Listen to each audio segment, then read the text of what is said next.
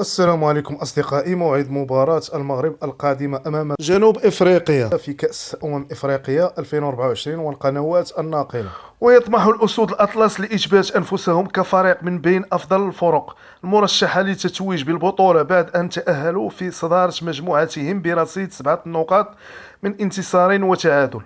موعد مباراة المغرب وجنوب إفريقيا في كأس إفريقيا 2024. تقام مباراة منتخب المغرب وجنوب إفريقيا يوم الثلاثاء 30 يناير 2024 على ملعب سان بيدرو، وتنطلق صافرة البداية المباراة في تمام الساعة 10 بتوقيت مصر وفي الساعة 9 بتوقيت المغرب. قنوات الناقلة لمباراة المغرب وجنوب إفريقيا القادمة في كأس إفريقيا 2024.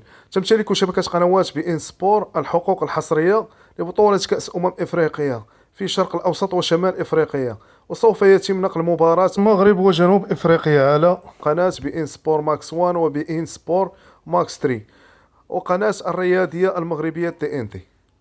خوتي، إلا عجبكم الفيديو ما تنسوش واحد لايك وشاركوا في القناة وضغطوا على زر الجرس باش يوصلكم الجديد، وشكرا أصدقائي.